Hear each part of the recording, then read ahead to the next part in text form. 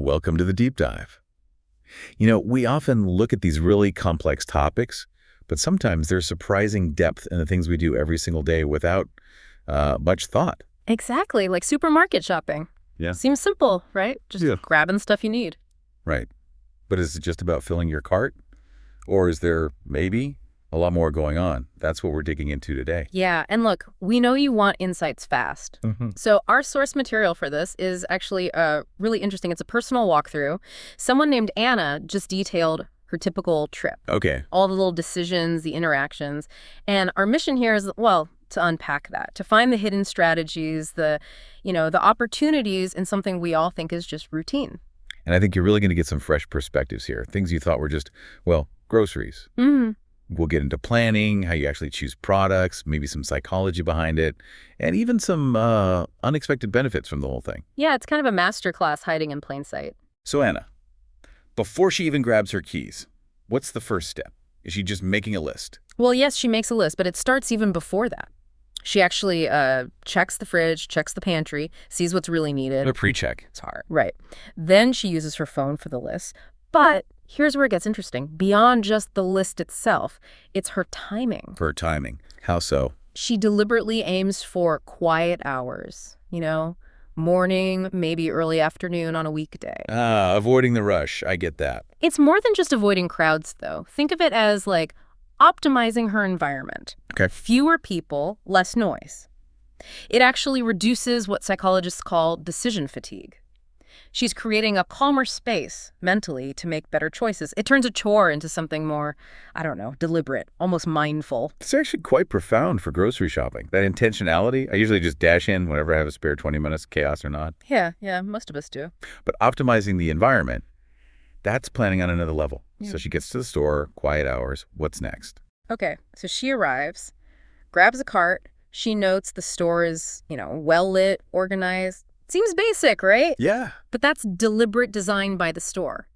Think about the entrance. Often there's that open space right when you walk in. The flowers or the seasonal display. Exactly. That's sometimes called a decompression zone. It's designed to slow you down, shift your mindset from the busy outside world. Never thought of it that way. And the clear signs for aisles, they guide you, influence your path, where you look. It's all part of guiding the path to purchase. Subtly steering you. And then typically it's straight to the produce section, often right near that entrance zone. Yeah, always seems to be first. I guess I never questioned why. So she's in produce now. How does she tackle the apples and lettuce? Right. This is where you see her really being an active shopper. She mentions checking the quality and freshness, tomatoes, lettuce, bananas. Okay, sure. You give it a look. But it's more than a quick glance for her. It's like proper scrutiny. Looking for bruises, checking firmness, ripeness. It's critical observation and practice. You know how sometimes we just grab the first decent-looking thing? That's called satisficing, choosing good enough instead of best available. Guilty. Definitely done that when I'm in a hurry. Yeah, well, Anna seems to actively avoid that. She's really looking at evaluating, using her senses. That's a good point. Being present, even with vegetables. Does this detailed approach carry on through the store? It does. So next up, she hits the canned goods aisle, looking for tomato sauce. Okay. And here, it's not just about the price tag. She's comparing labels, checking ingredients, nutritional info. She mentions preferring less sugar, fewer preservatives. So it's aligning the purchase with her own values or health goals. Precisely. Then dairy section, milk, yogurt. What's key there? Expiration dates. Got to check those. Absolutely. But think why you check. It's not just safety. Sometimes the newer stock is put at the back, right? Right. Reach behind the first row. Exactly. So checking the date means you're navigating the store's own inventory rotation. You get the longest shelf life, which helps your stock rotation at home. That's a neat little trick. I should do that more often. Yeah. So she's very disciplined, checking labels, dates. Does she allow for any fun? Or is it all strictly business? Oh, definitely. After the sort of disciplined rounds, she heads to the snack aisle, picks up some chips, some chocolate, a treat. Okay, balance. I like it. Yeah, and it's actually smart psychologically. Allowing for a small planned treat can prevent feeling deprived, which might otherwise lead to, bigger impulse buys later. It's part of sustainable self-control. Interesting. A calculated indulgence. Yeah. What about non-food stuff? Household items. Yep. dish soap, laundry detergent. Here, the focus shifts again. Now it's more about comparing prices, looking for sales or discounts. Standard saving strategies. Right, and considering buying in bulk, which isn't just about the potential cost saving per unit. Oh. Well, psychologically, buying a larger quantity can tap into this feeling of value perception. It just feels like a smarter buy. Plus, it's practical inventory management for things you know you use constantly. Right, stocking up strategically. It feels efficient. It turns a simple buy into a bit more of a calculated move. Saving money. Saving future trips, maybe. Okay, now, you mentioned interactions earlier. Anna runs into a small problem, doesn't she? Something she can't find. Yes, this part I found really interesting. She's looking for a specific type of rice, jasmine rice, and she can't spot it on the shelf. Okay, happens all the time. What does she do? Wander aimlessly for 10 minutes like I sometimes do. No. She immediately finds a store employee and politely asks for help. Simple. Effective. Exactly.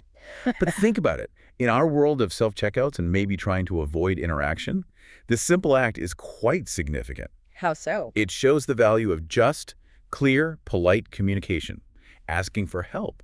It reminds us the supermarket is also a social space, not just rows of products. Brief, positive human connections matter. Yeah, that's true. And it's often faster than searching yourself. And it's real-time problem solving. Instead of getting frustrated, she just asks. A good reminder that staff are there to help. And that human connection thread, it continues right to the end, doesn't it? At the checkout. It does. She waits her turn patiently, greets the cashier, puts her items on the belt, pays, basic stuff. But then there's the exchange of pleasantries. Have a great day. Thanks, you too. Right. Small, but it reinforces that social aspect.